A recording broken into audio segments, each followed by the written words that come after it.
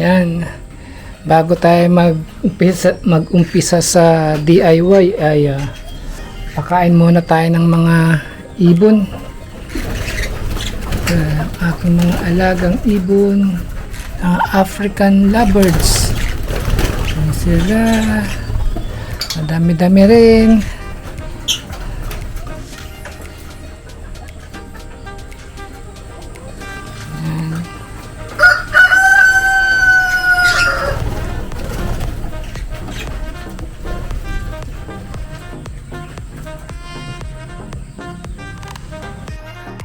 Pakain na tayo tuwing umaga. Ganito ako. Isang ano lang silang ganyan. Isang scoop lang.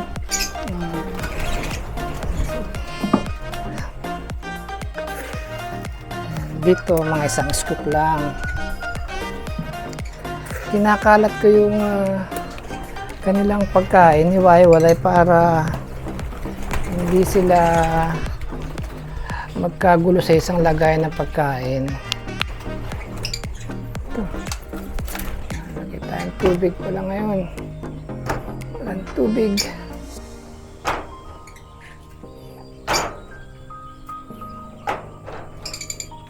Ibon, kain na kayo, kain na, kain na.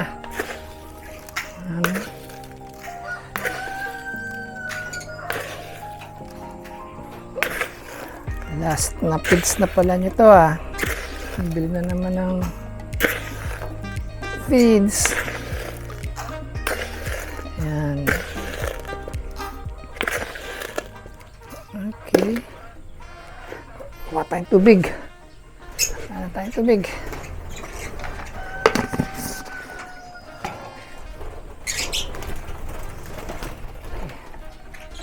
Tubig to. Okay, pasok tayo. Kain na sila.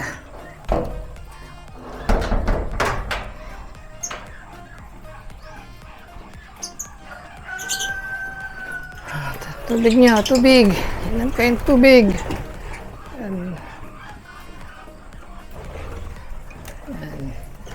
So, yan. Okay na, tapos na ang everyday routine to, pakain ng ibon tuwing umaga. Yan. Yan sila. Itong bird cage na to, ginawa ko to siguro mga 3 years ago na to nung aking ginawa. Buhay pa si Papa neto nung ginawa ko tong cage na to.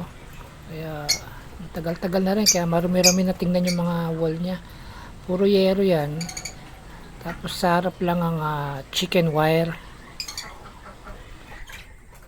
Dati meron kaming ibon dito na tamed. Pag pumasok na kami diyan sa loob ng kanyang cage, lumalapit na yan. Dumadapo sa ulo, sa balikat. Mabait siya. Yun lang, siguro katandaan na, namatay din. Karamihan dyan sa mga ibon na dyan, mga anak na lang yan, anak-anak na lang yan. Yung mga matured nun, matay na rin, mga breeders, kaya na-stop ang pagpaparami nila. Kaya yan, umpisa ulit yan, mga juvenile at mga ibon na yan, karamihan juvenile.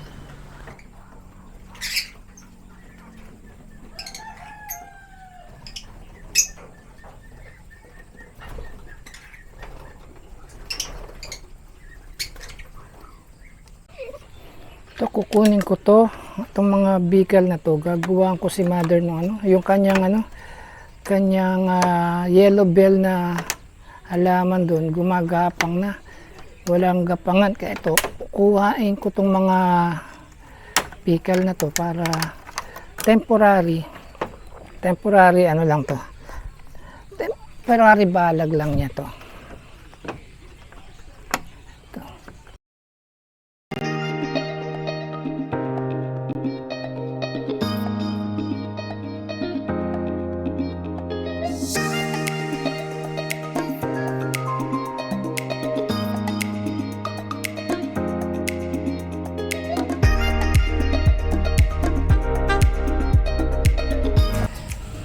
Yan. ito, napasabak si Bumblebee. Natalian tuloy siya ng ano, mga bikal. Yung isa umaalis, nakakita ng camera. Ayun oh.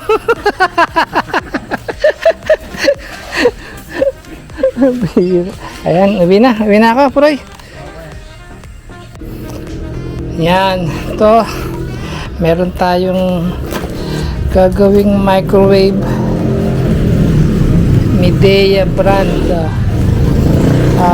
Dinala lang rito ng isang kakilala, ay napabanggit yung pangalan eh.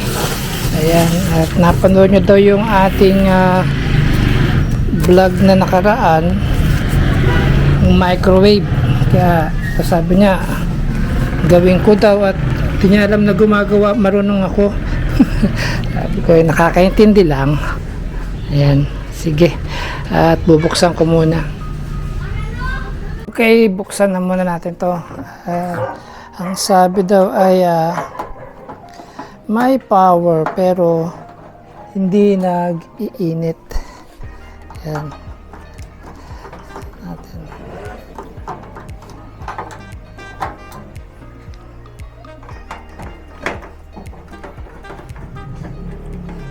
Baka fuse ng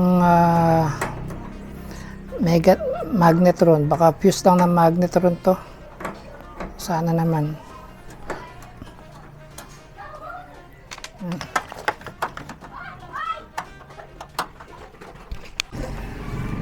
Problema kasi ngayon dito sa amin, brown out hanggang alas 5 ng hapon. Kaya hindi na tayo makapag-test ng voltahe, mag-voltage test. So, sa tester na lang. Pareho lang din naman siya. Okay, check muna natin tong plug. Itong plug kasi, meron siyang fuse. Ito, piniflip lang dyan. Ayan, fuse yan. Oh, kita nyo may fuse sa loob. Ayan siya. Itong plug na to meron ng built-in fuse. Ayan siya, oh, fuse. Ito. Fuse niya. Ito. Okay, test natin. Bago tayo check sa loob lahat.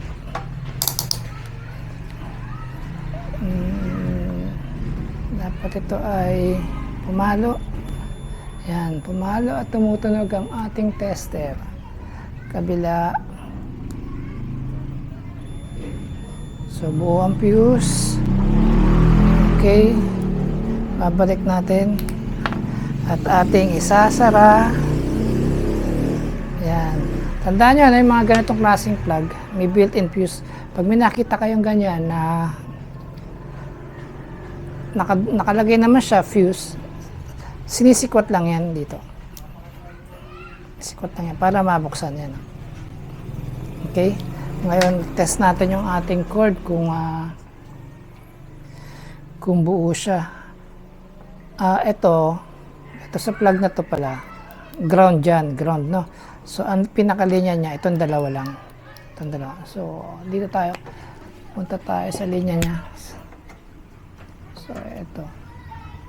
Pumunta dito. Itong, hanapin natin itong isa na to. Ito yung cord. Pumunta dito. Ito siya ngayon. So, dapat to, yung tester natin, tumunog at pumalo. Yan. Tumunog. Irinig nyo? Tumutunog at pumapalo siya. Yan. So, buo siya. So, dito tayo sa kabila.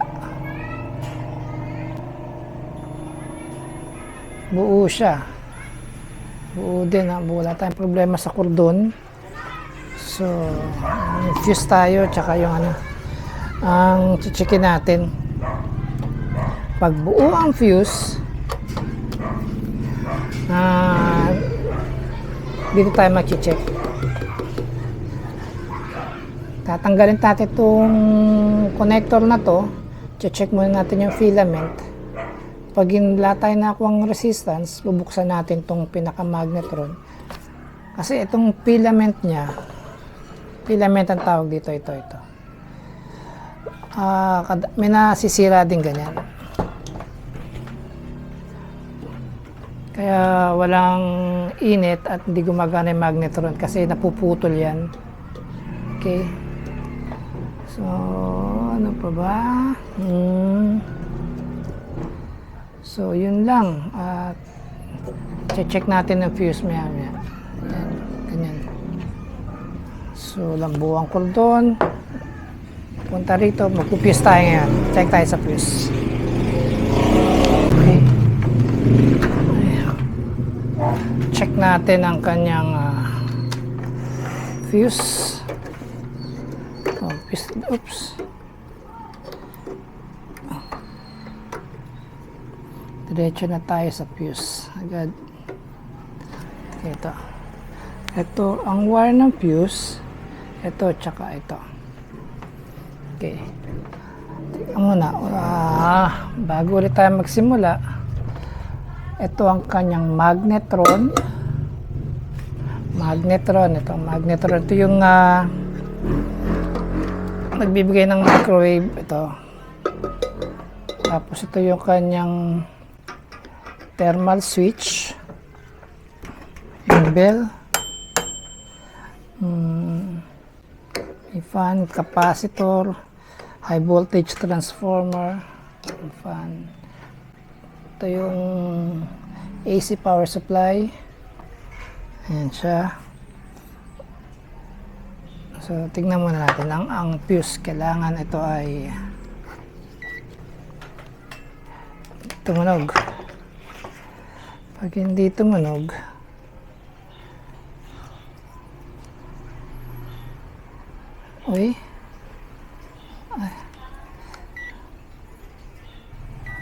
okay, so buo ang capacitor,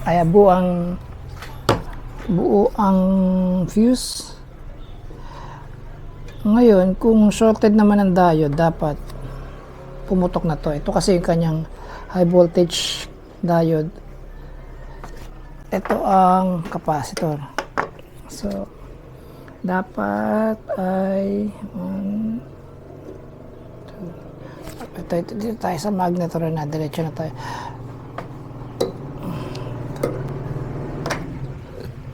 Ito doon. Sa kabila. Ayan. So, dapat dito may makukuha tayong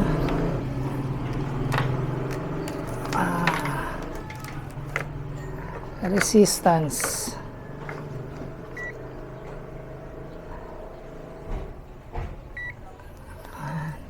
Ito makukuha tayo dito ng resistance. Wala.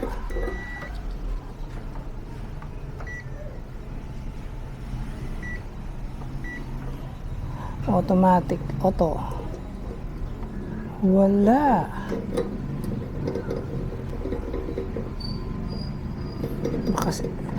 Ito filament to baka sira tong filament na to. Kikita ba? Filament. Antay natin.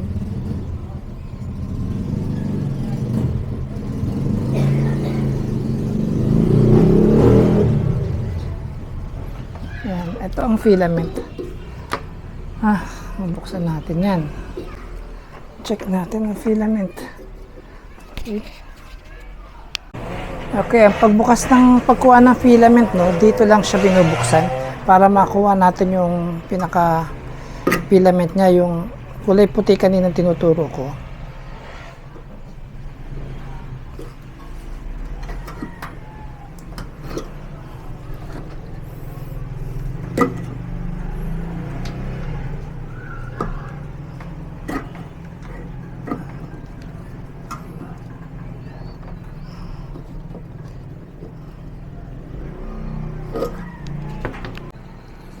Pwede na natin siyang ilabas kahit yung sa ilalim ay hindi pa.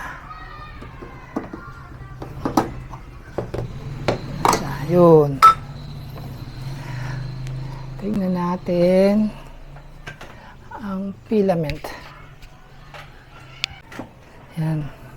Tingnan natin kung may continuity siya.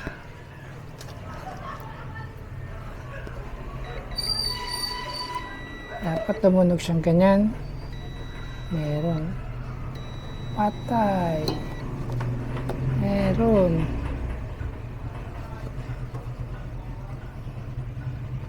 Meron. Mukhang yung kanya na mismo nga tawag ito yung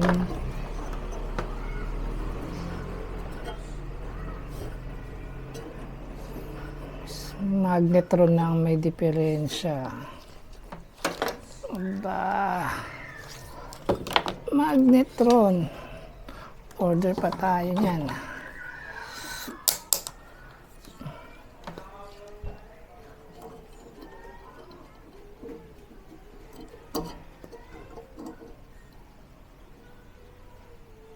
Buo, humalo siya. Wala talaga. Wala. Wala. Sira ang pinaka-magnetron.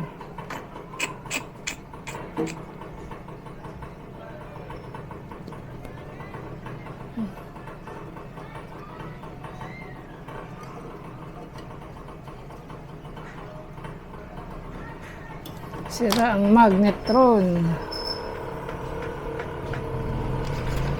Ito kanyang magnetron. Okay, tanggalin natin. Order na lang tayo sa Shopee. Ayan.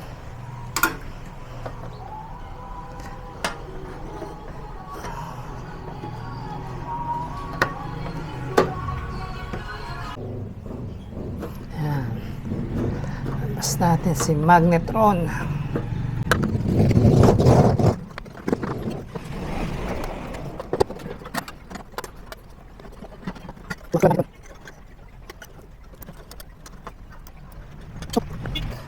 Okay, ito si magnetron.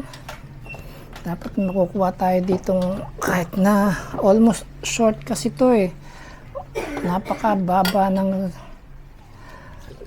resistance niya, kaso wala talaga. Wala. Meron siyang magnet, no? Ito, didikit yan. Magnet siya. So ito ang sira. Ang kanyang part number ay M24FA410A. Yan siya.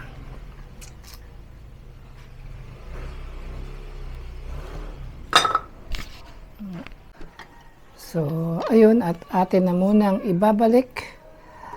Sasara at sira itong kanyang magnetron. Itong magnetron. Siguro, ang presyo nito nasa mga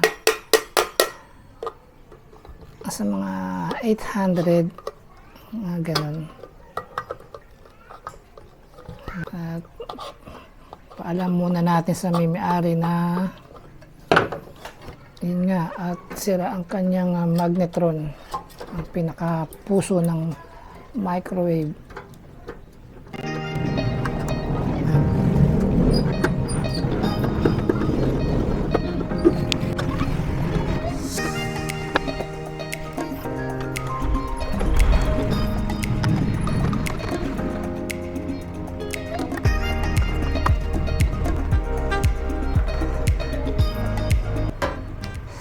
Ayan, sinulat ko na yung part number dito.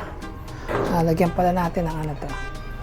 Ang brand niya ay Galans. Galans.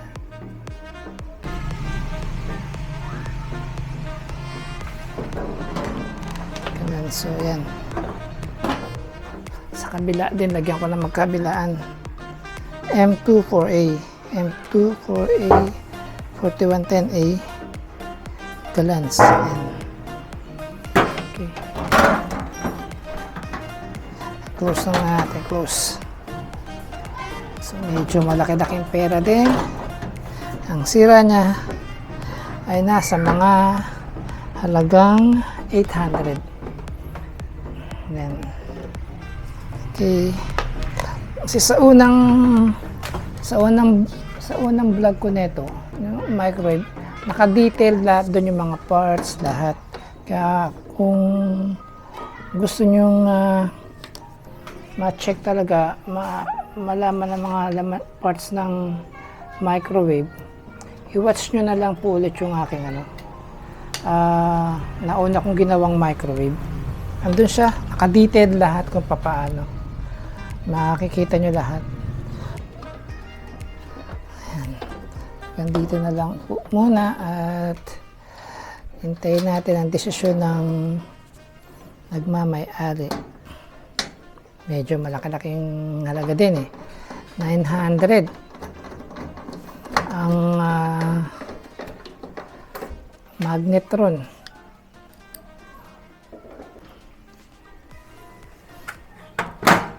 Okay.